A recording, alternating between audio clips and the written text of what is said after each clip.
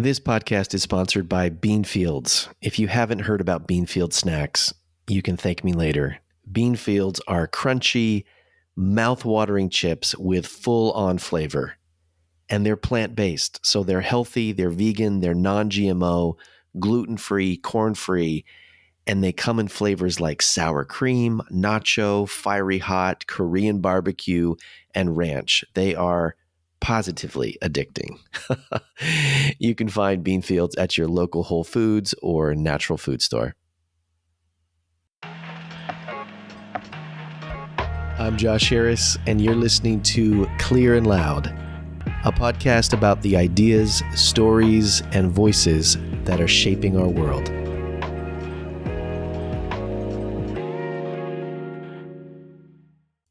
There are a lot of successful people in the world. There are a lot of people who have built businesses, made a lot of money, created wealth for themselves and for the people who work for them, their stockholders, and so on and so forth. But there aren't a lot of successful people who are willing to pull back the curtain and not just tell the stories of their victories and the key decisions they made and the courage they had to accomplish what they accomplished, but who also tell the story of their low points and their failure and maybe even the pain that's at the center of their life and the negative things that drove them and even the disappointment they experienced when they achieved success. Those kind of people are much more rare. Today, I'm going to have a conversation with Nick Kennedy. And as you might guess, he is one of those rare individuals who has not only been fabulously successful in business, but he's willing to be vulnerable. And he's going to talk about a life-defining moment as a teenager that shaped so much of what he did, that drove him to pursue wealth, to pursue success, and now how he is really living for different things and a new definition of what success looks like. So a little bit about him. Nick has been an entrepreneur for 20 plus years. He started and sold an airline, which is incredible. He was named Entrepreneur of the Year by Ernst & Young.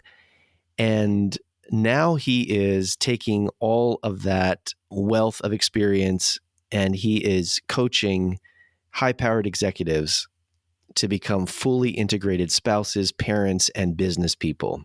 He's got a brand new book called The Good Entrepreneur, and I love the subtitle, An Insider's Guide to Building a Principled Business and Powerful Personal Legacy. You might not think of yourself as an entrepreneur. In fact, you might have an idea of what that means or the type of person that is, and write yourself off. Keep listening, because the way Nick talks about entrepreneurship, I think is a powerful paradigm shift. If you're already running a business, I think you're going to be so inspired by this. And I think you're going to see a bigger picture of the impact that the entrepreneurial spirit can have in the world.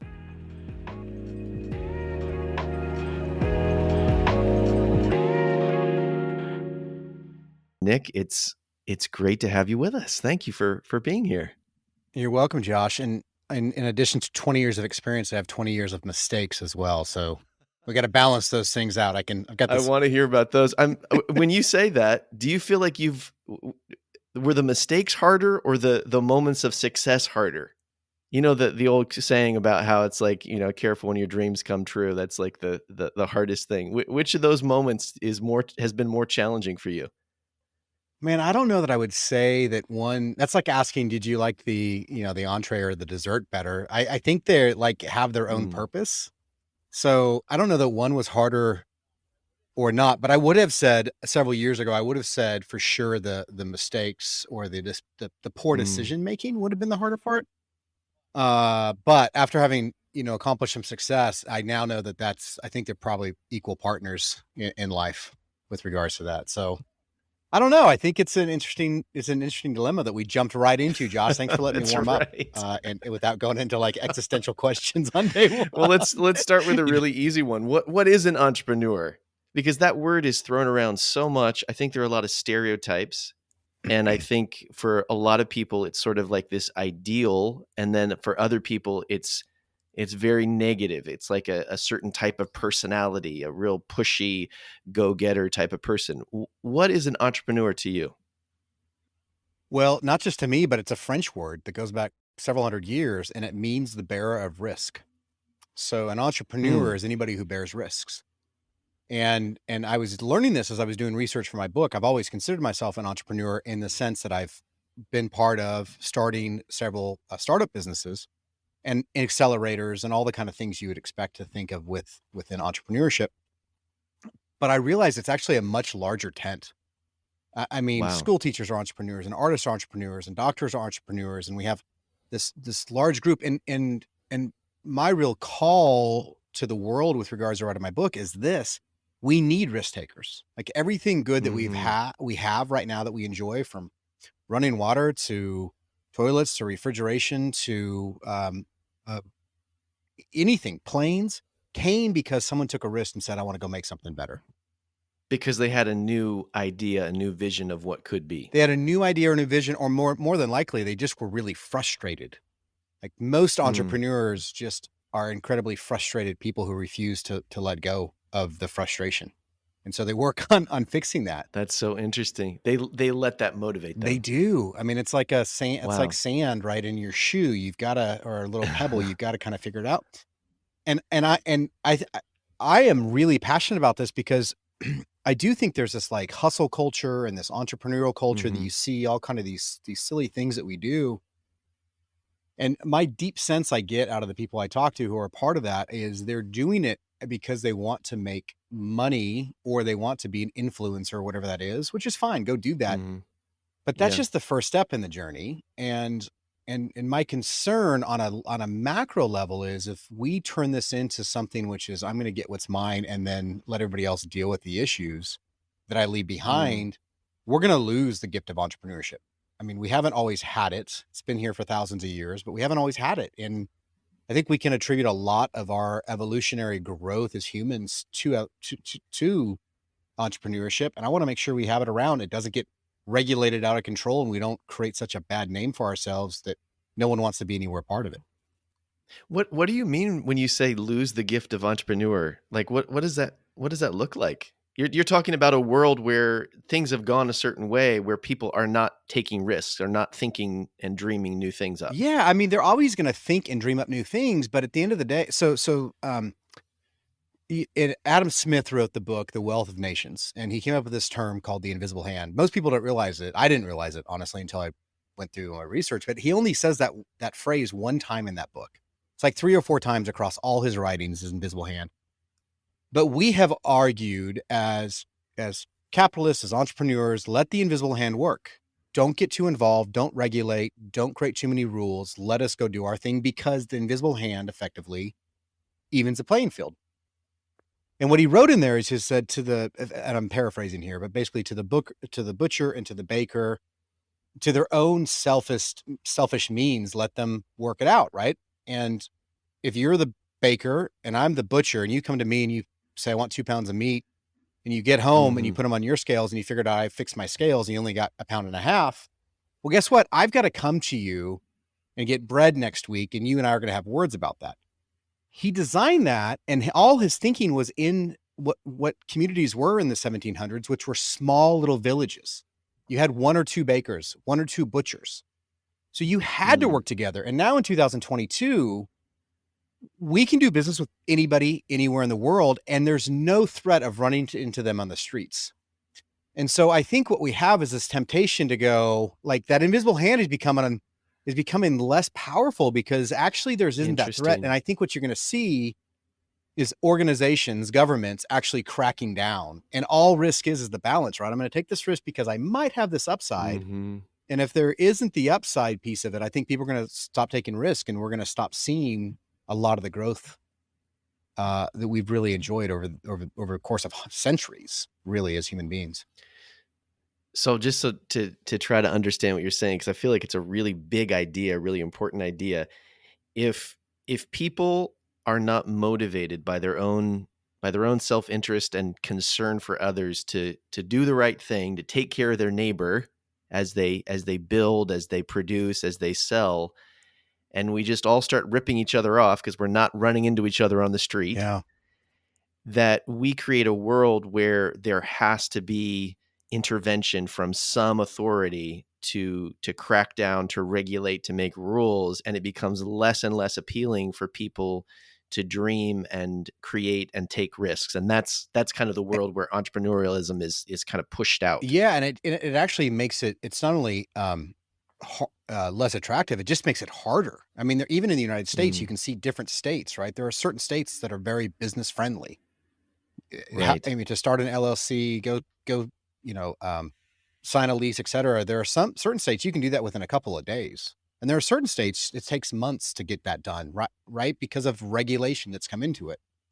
But what I think is interesting is it's not even, just to clarify, it's not to their own self-interest of their neighbors. It's to the self-interest of themselves. Like, he's Right. Yeah. advocating, like, take care of yourself, which I'm all for. There's this, we like to, there's kind of one of the buzzwords these days is narcissism, right? This idea that people think too Hmm. much of themselves. And the reality is all of us are narcissists somewhere. It's not that you're narcissist or not narcissist. There's a spectrum of it. We wouldn't get out of bed in the morning if we didn't have some self-preservation. So that's a healthy Right. thing. But the reality is we know through hundreds of years of empirical data that man has an un, unlimited ability to self-rationalize their decisions. Right? We see that all the Right. Yeah. time. And so Yeah. I think that's this, like, we just have to really be careful of this balance, because everything in entrepreneurship and in business comes with trust, and everything in relationship comes with Hmm. trust. And if you break that trust, man, we start to lose a lot of the power we've had so far. So how would you sum up the big idea of your book, The Good Entrepreneur? What is a good entrepreneur Yeah. besides just, Successful. success Yeah. in what, in what form? Obviously, if you're not making any money, you can't provide for yourself or your, employees. You're not doing so well. But what is a good entrepreneur in your definition? It is a play on words. The subtitle is an insider's guide to building a principled business and a Mm, powerful personal legacy. And so I would argue that a good entrepreneur is first and foremost successful, meaning in business, the rules are determined by the numbers you create. So you've got to be able to have a product or a service that's valuable enough that someone's willing to buy that from you or part with their hard-earned resources to get it, right? So that's mm, first and foremost, because if you don't do that, you have no oxygen. Cash is oxygen for a business, and if you don't have oxygen, you're dead. right. So be successful, make a ton of money. Recognize that's the first step. Recognize that it's never less than profits, but it's so much more than profits. And when you're a business leader and you run a business, I think I could make the argument that it is one of the top, definitely single digits, but maybe top 3 most powerful positions that anybody can ever hold, for this reason. We spend more awake time as humans at our job than we do anywhere else. So Mm, if you're a leader of a business, and I have the privilege of honoring you and leading you in your business, I have 2 options, right? I can lean in, I can create a culture, I can learn what you do really well and encourage you to do that, or help you move into other things or whatnot, or I can just use you as a pawn, as a cog in the wheel, and I can actually create trauma in your life as a leader. And so I think my real desire is to reach the hearts and minds and animalistic behaviors, right? I mean, to go back to C.S. Lewis, right? The mm, animalistic stomach and the intellect of the mind and the, the virtuous chest, right? My real goal is to say, hey, you guys have if you're going to go do this, there's rights and privileges that come with it. And it's not yours to do what you want. We're standing on the shoulders of hundreds and hundreds and hundreds of entrepreneurs, thousands that have come before us. Your job is to make it a little bit better and pass it on to the next generation. So good in this case is a virtuous good entrepreneur, meaning you're successful, you make money, you're honored, etc. But you also are going to leave a legacy in such a way that they say, man, that Josh was amazing, and he's no longer around. And I remember when he was here, man, our business ran better. Our customers liked us better. I had an experience because Josh was involved, as opposed to whoever the new owner is who just doesn't care and wants to get their money and get out. That's so powerful. I mean, that vision of leaving a legacy, the idea that you're, as a business owner, shaping the lives of the people who work for you, your team members, the impact that you have on people who use your product or your services, and those types of things.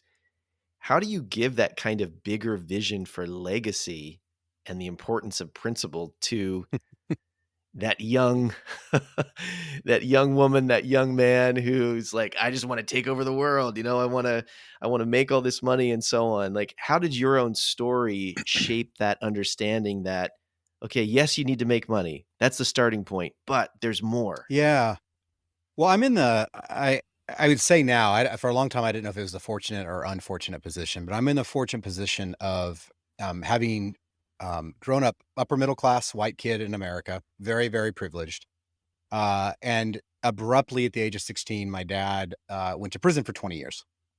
So I went from this upper middle class Wow. white privileged position that I had no clue that I had to helping mom pay rent. I've got an older brother who's got some mental disabilities. I like just a completely different So shift in my at mind. 16, your life just completely crashed? Just completely fractured. Just completely fractured. Everything changed for us. All the rules changed. And from everything changed. And so what I took on in my identity at that point in time was I had the shame around. I was embarrassed. I mean, I was embarrassed for 2 decades, and I would never tell anybody about my father because I was afraid that he was a reflection on me. And I was afraid if he knew that they would judge you. You wouldn't want to work for me. You wouldn't want to hire me. You wouldn't want to invest in me. You wouldn't want to buy my products. You wouldn't want any of that stuff. And it was a lie I believed that just wasn't true. That took me 20 years to really untangle, right? The human mind is complex. And so when I think about, so the fortunate position is having done that, and then this airline that I built and sold. So we use private planes for this airline.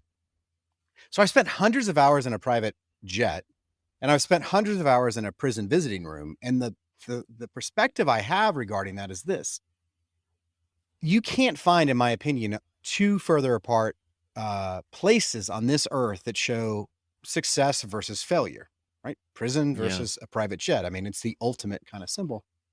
And yet I know people that have access to private jets that are completely imprisoned of their own making. And I know people in prison who are completely free. And so you have this juxtaposition between the two. And the other scary part is I know for a fact it's definitely less than 10 decisions, probably like 5 decisions that determine which one of those you end up at. Like we live. That's a wild way to think about it. Isn't it crazy? That's incredible. I mean, we live 30,000 days on this earth if we're lucky. And when our obituaries read or our eulogies are spoken, less than 7 or 8 days are going to be spoken about. And the scary thing is we don't know when we wake up on those days, aside from, the days we get married or having kids, we don't know necessarily that day is going to be the day that will be one of those that will signify who we are. So you mean that there are those days where you make a decision about business, about a relationship, about just might seem seemingly insignificant, where you choose one path or the other, and that action marks your entire life. I mean, on the positive side, I'll give you just 2 examples. On the positive side, I married way up in my relationship. And I know a lot of guys say that. I literally did. If you guys knew my wife, you'd understand. But especially now, but even back then, when we were in college, she was older than me. She was the sorority president. She was everything. And everybody wanted to date her. And I was nobody, and I shot my shot. And by the grace of God, she said yes. I still don't know why, but she did, right? I woke up that day not knowing I was going to have that conversation and shoot my shot, and it's forever changed my trajectory. Now, let Wow. me give you around that exact same time when I was in high school, my buddies and I would steal street signs. We were bored. I remember being a freshman in college, and I picked up the USA Today one day and sat down to lunch, and I opened up an article, and the title of the article said, three teenagers who stole a stop sign sentenced to, I think it was 13 years in prison for manslaughter. And these guys who had done the exact same thing I did, stolen a stop sign. I never thought about the purpose of a stop sign. I was dumb, right? And they stole a stop Right. sign. I think this was in Mississippi. Later that night, someone ran the stop sign, hit another car, people died. And these three kids who literally did the exact same thing I did had their life forever changed from that trajectory. Life-changing decision. Wow. And so, when you get to spend time with convicted felons and you get to spend time with billionaires, and you just go, look, I mean, it's a thing we say, but it's so true. They all put their pants on this, one leg at a time. Mm. And I guess that my hope is this book is this peek into this idea that entrepreneurship is the single most efficient way to move from the life that you were given to the life that you want. So if you do not like the path you're on, if you're stuck in a rut, if life handed you a bag of lemons and you're just feeling bad about it, in my opinion, there is no more efficient way than to change that dramatically than to be an entrepreneur. Take a lot of risk on, and who cares at that point? You have nothing to lose. Like, that's the great thing about it. Take on the risk because you got nothing to lose. And if you can lever up on that, and then you can change your life forever. And that's a story worth telling. But when you do that, and the book goes into this, you get on top of the mountain, and then you've got to do some real gut checks about, like, I've arrived, I pulled myself up my bootstraps, look at me, and that becomes a whole nother journey, if you will, to go climb after that. But that's what the book's about. Is like, man, honor this heritage we have from 80,000 Right. years ago. I go back 80,000 years to the shores of Morocco. These traders found they found these little snails that they from the beaches of Morocco that they painted, put holes in. They have found them hundreds of miles inland, and they believe that was one of the first times that humans traded amongst each others. You have something I want, and we would Right. trade and be better off, as opposed to Neanderthals who were alive at the same time in the same area, who all died off, who were stronger, had bigger brains, should, for all intents and purposes, have not died off. And they died off. And the main reason they think they did is because they didn't understand how to share resources. So this goes, I mean, it's It's Adam incredible. Smith from Yeah. 1700s. It's 80,000 years ago. If we get what's ours, it's going to be to our own detriment if we don't understand the larger ramifications of it. And that's the point of the book. If you enjoy this podcast, show some love to our sponsor, Beanfields. Beanfields are crunchy, mouth-watering chips with full-on flavor. And you can enjoy bag after bag because they're healthy. These plant-based chips are vegan, non-GMO, gluten-free, corn-free, and come in incredible flavors like sour cream, nacho, fiery hot, Korean barbecue, and ranch. They are positively addicting. Visit beanfields.com to order directly, or just go to your local Whole Foods or natural food store. I think that's so incredible to see, as your book puts it, entrepreneurship as being a catalyst for good for humankind. And being able to see that in human history is so compelling. What I find interesting is I feel like there are like these two different types of people, like the person who says, well, I want to serve the greater good. And so that means being a part of a nonprofit or, doing something that seems selfless and so on. And the idea of self-interest is, anathema. It's like, no, that's terrible. I don't want to have anything to do with that. And you're saying, no, when we bring self-interest in play and say, yes, creating wealth, making something, building a business, achieving success, that's a good thing. And you can actually view that as a vehicle to being a benefit to humanity. Like, do you think, do you see that idea catching on, or do you feel like people still separate those Well, things? I do think they're separated. I was just in a conversation with a family member of mine who goes to an incredibly liberal school, and I'm pretty liberal myself in a lot of ways. But like, this is a really liberal school, and she's young and idealistic, and she's always telling me what, all these things that should be fixed in the world, and she's, I love that. I think idealism gets us to where we need to go, and in fact, entrepreneurs are idealistic. But I'll tell you, I was doing an internship in college with Prison Fellowship, and I got to walk alongside. I got to spend time with Chuck Colson when he was alive, who was one of our greatest intellectual thinkers of the day. But the president of Prison Fellowship at the time was a guy named Tom Pratt, and he used to be the CEO of the Herman Miller furniture company, the great modern mid-century modern furniture company, and Arion chair and all that. And he had left Herman Miller, retired, and he was the president of Prison Fellowship. And he asked me one day, "What do you want to go do, Nick?" And I was in college and idealistic, and I said, "I want to go run a nonprofit." And he kind of chuckled a little bit, and this guy ran a publicly traded company, and he said, "Hey, can I give you some advice?" And I said, "Sure." I mean, can you imagine asking, "Can I give you advice?" Like, yes, absolutely. Okay, yeah. And he said, "Hey, there are more well-meaning people who try to help nonprofits who do not have an ounce of experience in the real world." And it's not that the nonprofits aren't in a real world. It's just that it's much more cutthroat, if you will, in the business world, because there's money at stake. And so you become much more efficient. He said, go out, spend 20 years in the business world before you ever come into a nonprofit, because you will then understand how to run a business and efficiently, which is effectively, how do I take the resources that have been given to me, whether it be donors' dollars or investors' dollars or customers' dollars, and manage that accordingly to all the stakeholders, customers, employees, investors, community, vendors. When you get that those 5 stakeholders in the same motion, you cannot stop a business. If you have all 5 of those stakeholders rowing in the same direction, you can't stop a business. Wow. And he told me that. I had no idea what he was telling me, but that's what his advice was to me. And I think you can live in both places. I got to spend some time with Scott Harrison, who does water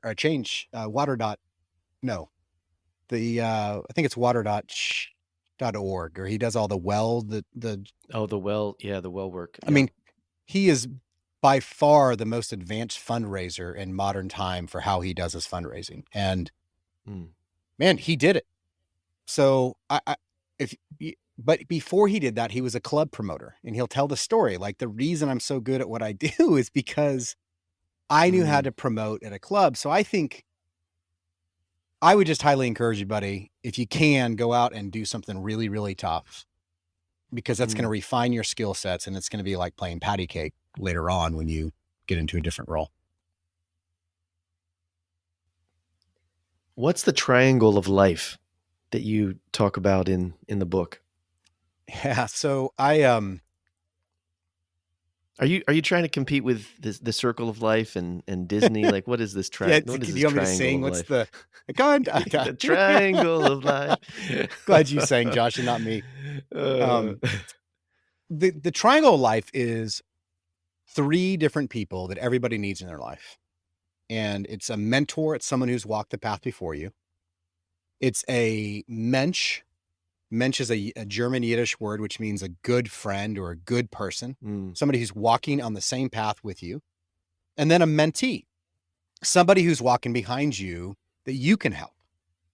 And if you methodically look at your life and you say, I've got someone above who I can go to and ask questions about. I've got someone beside me who I can confess to and spend time with and can slap me upside the head when I need to. And I've got somebody that I'm teaching, that becomes this virtuous cycle.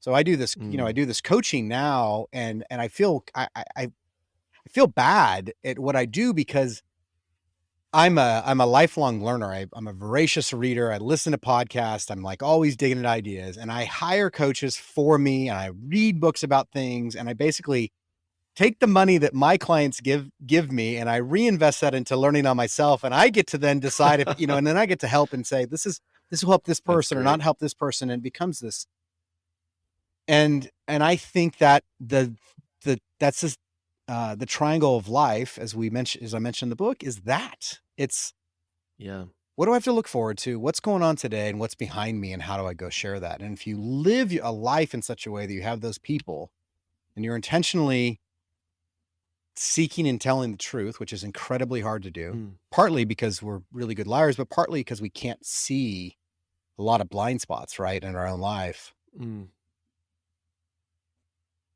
your life's going to be a whole lot easier. And I talk about in the book this. I have a mention in my life, a guy named Jeremy who uh building businesses is not I was I was successful as an entrepreneur, but most of the times that doesn't make for a healthy individual. And I had Mm. found a lot of success, but my marriage was not doing well. And I remember coming into this restaurant I went to quite a bit in Dallas, called Neighborhood Services, and I sat down, open and ordered an Angel's Envy Rye, which was my drink of the day. And my buddy walked in and I just unloaded. And it was like I was prosecuting an attorney of all the things that my wife had done wrong to make our marriage not work. And they probably were valid in a lot of respects, but they were biased in a lot of respects as well. And my buddy, who was from Amarillo, just listened and listened and listened. And he finally, after a break in me kind of ranting, he took a sip of his drink and he said, "Well, I don't know, Nick. It seems to me if you're gonna invest in a relationship after this one, you might as well take that energy and try to make this one work." And it was like, but if I hadn't had a mensch who said that Yeah. to me, and there's all sorts of reasons Mm. why marriages don't work, but if I hadn't had a mensch to say that to me, man, I shudder to think kind of what path I would have gone down. I mean, like, these are critical decisions. And if I didn't have a guy like Mm. Calvin Howe, who was a mentor who since passed away, or Richard Hoffman, who walked me through the 12-step program that I went through, like, Mm. these people in my life were, this huge hole in my heart from my father, but I had these surrogate fathers all Wow. throughout my life, sometimes just for one decision, sometimes over the course of decades. But these people that poured into my life that said, no, I'm gonna take the time to have the conversation to provide the wisdom. Man, I don't say this with any hyperbole. I would not be alive today if I didn't have the triangle life in my life. Like, I would not be alive today. I can guarantee it.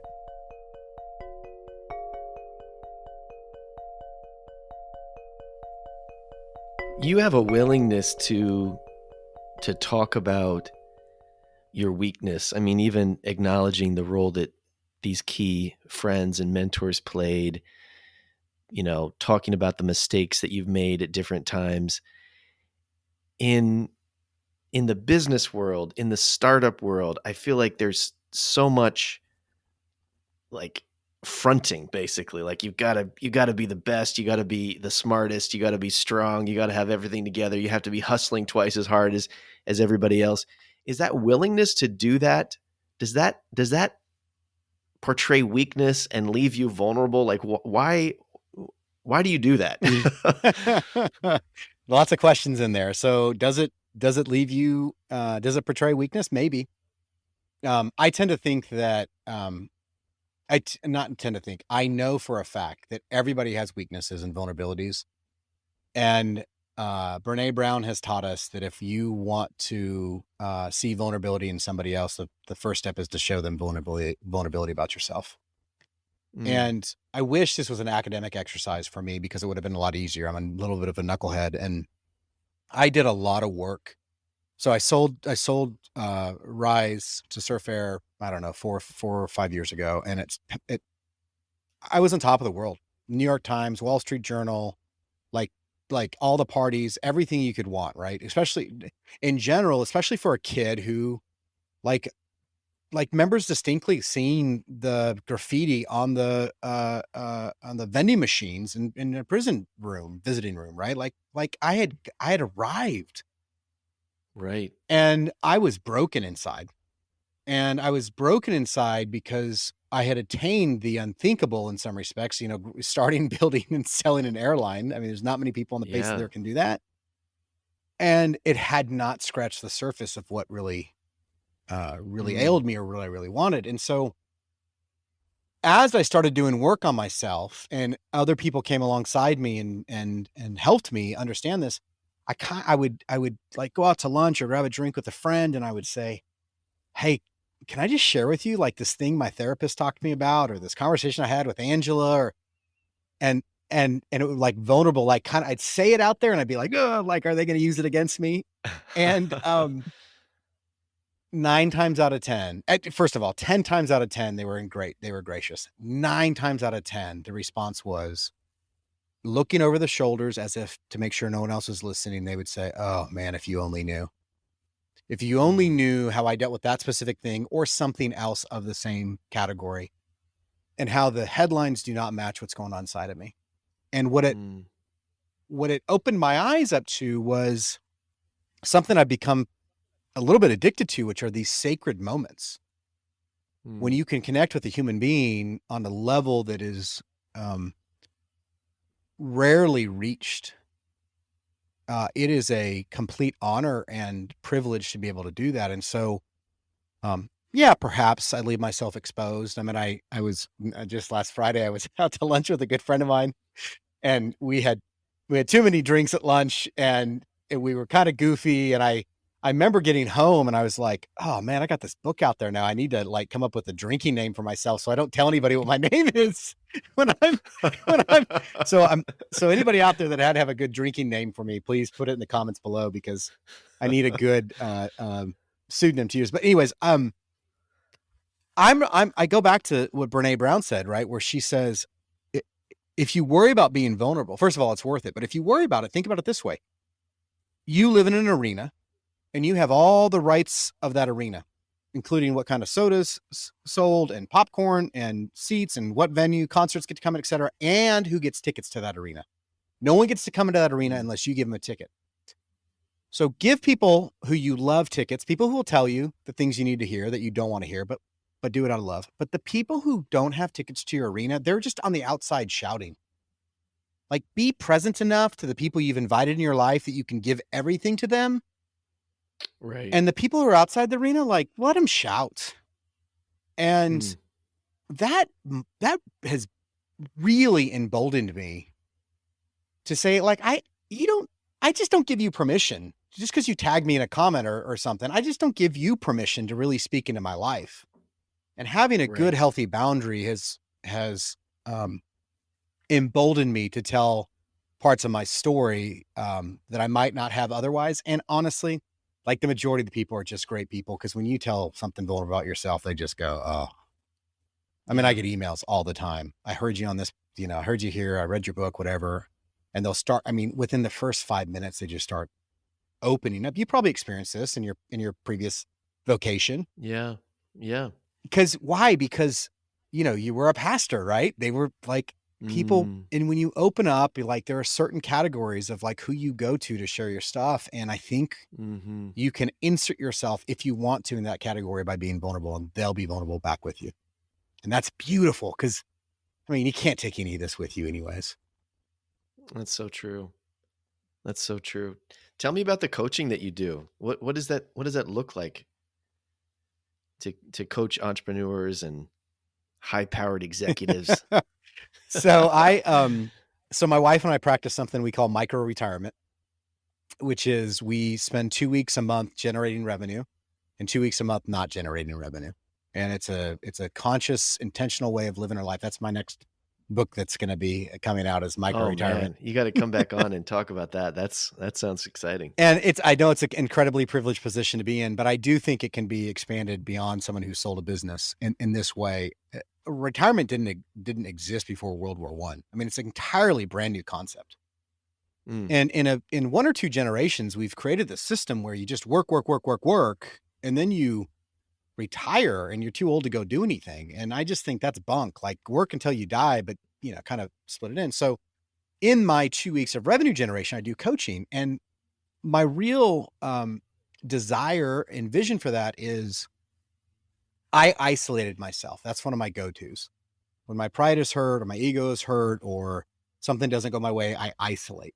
And I did that so mm, often as a CEO because mm-hmm. I just didn't think anybody could teach me anything. And they may not have. I was pretty successful. There were very few people that could come alongside me and teach me anything. But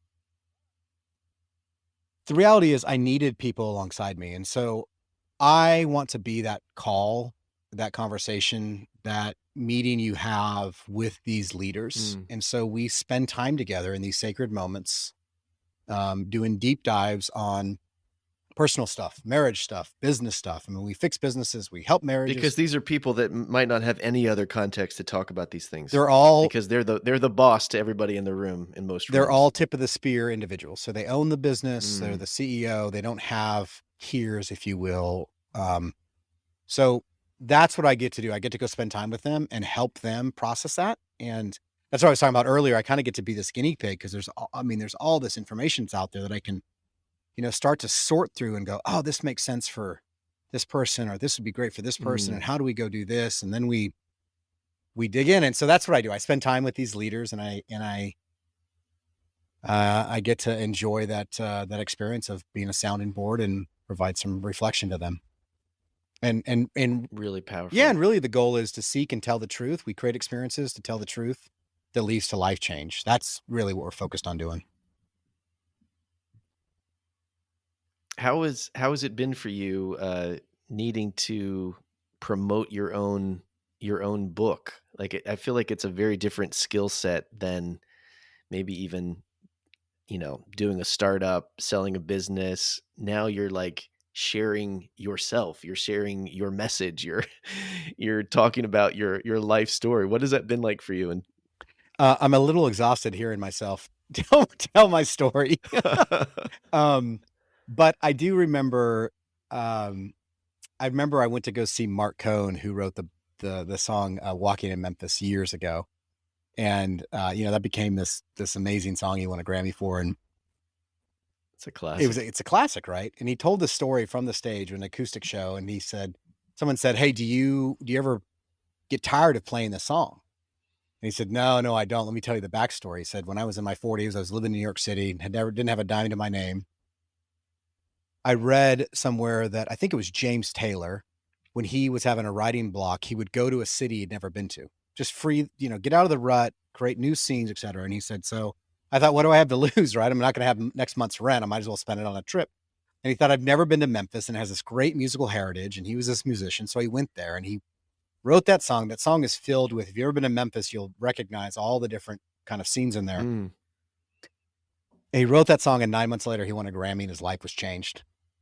And he said, "So I don't ever get tired of telling this story or singing this song, because this song, was that." And so I don't get tired of telling the story with regards to my hope is that leaders or friends of leaders will hear this and go, "You got to go listen to this guy, because he Mm. sounds like you. He was a bit of a jerk. He was a bit of a egotistical maniac. He was a bit of all these things. And he went through a lot, and now he's sharing that story and walking alongside leaders." That's really my goal.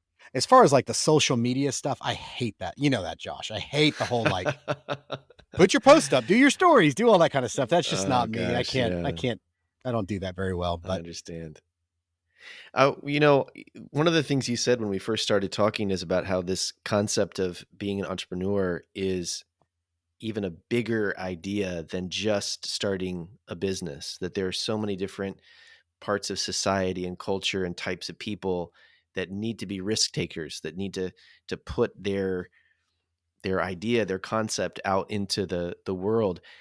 What would you say to someone who's stirred by what you're saying about the good that the entrepreneurial spirit can do in the world? Maybe they are thinking about a business. Maybe it's not an airline. Maybe it's not a excuse me, maybe it's not a hot Silicon Valley yeah. startup, but they're like, I think this is in me. How do they cultivate that? What's a step that they can take to start exploring their own kind of calling to be an entrepreneur?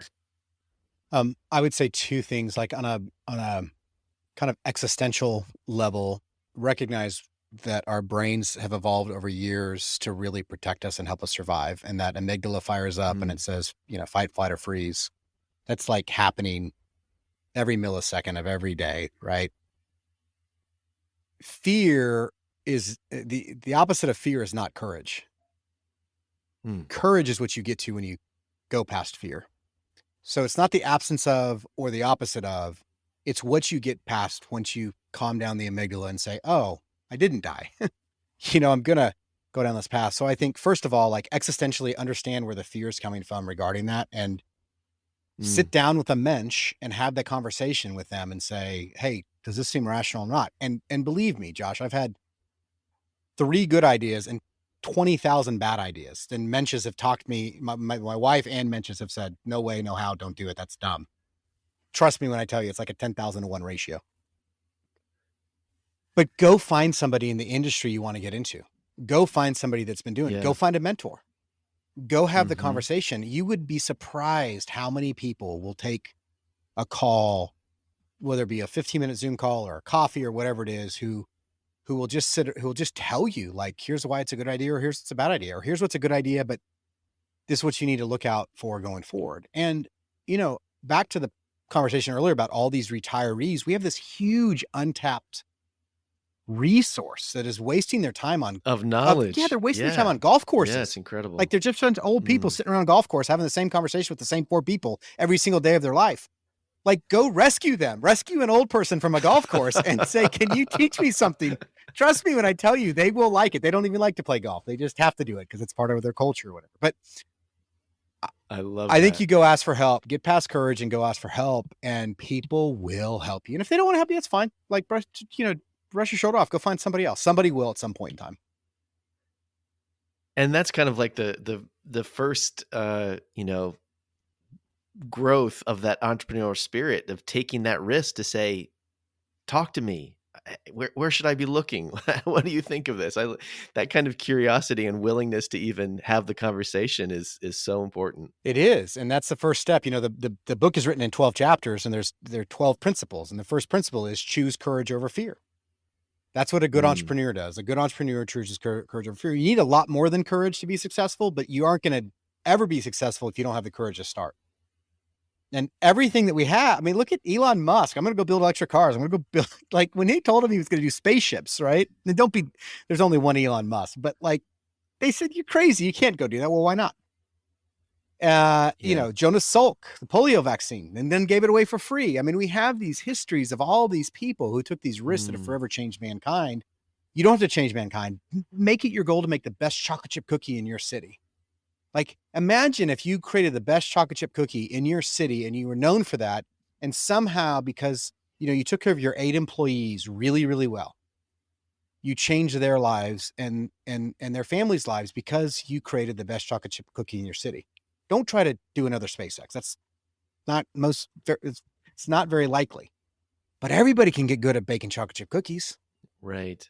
So Right. go find something you're good at and go find a way to go do that. I think there's this deep work that we have to do. Josh, you do it in your coaching business where you go, what's my calling? Like, what are my God-given Mm. talents? What are my calling? I did this work with Pete Richardson, right, in the Patterson group, where 3 days of like this deep dive into my life. And it's not so much to say exactly what you should go do. Like, I haven't gone through one of your courses yet, Josh. I'm still applying. I hope you'll let me in one of these days. Yeah, we've got standards. I, I, I, but I'm probably guessing that your goal is not to say, here's the one thing you should go do for the rest of your life, as much as here's a list of a dozen things, and these other 10,000, Mm, they're not for you to do. They just aren't. You could right. do them. The fundamental question we have to ask ourselves in 2022, because we have so much resources at our hands, is not what should you do or what can you do, but what should you do? Mm, You can go build, start, and sell an airline. I don't know that that's necessarily what I was called to do. I did it because I had this huge like chip on my shoulder and I was going to build something massive so I could have this giant trophy room. So everybody would say, look at him. And the last thing they would say, he must be as a kid of a prisoner. That's like thousands of dollars of therapy to get to that sentence, right? Like, right. Yeah. but you don't have to go do something big, but you do have to understand directionally where you're going. Otherwise, you're going to spin your wheels and get really frustrated. Again, going back to a mentor, Josh, someone like you, a coach, like a Mm, mentor coming alongside directionally to say, hey, you think you're a really good singer. You cannot keep tune. You just can't. You're not going to be on American Idol, right? Someone needs to tell us that. yeah. And I think, just asking for help. I mean, we just are so Mhm. prideful. It's my favorite. That's my favorite sin is pride. God, the greatest thing God did is make us in his image, and the worst thing he did is make us in his image, because I think I'm a mini God. Right. And that's where I get into trouble, because that's my pride. And I go, I don't need help from anybody. I can do it.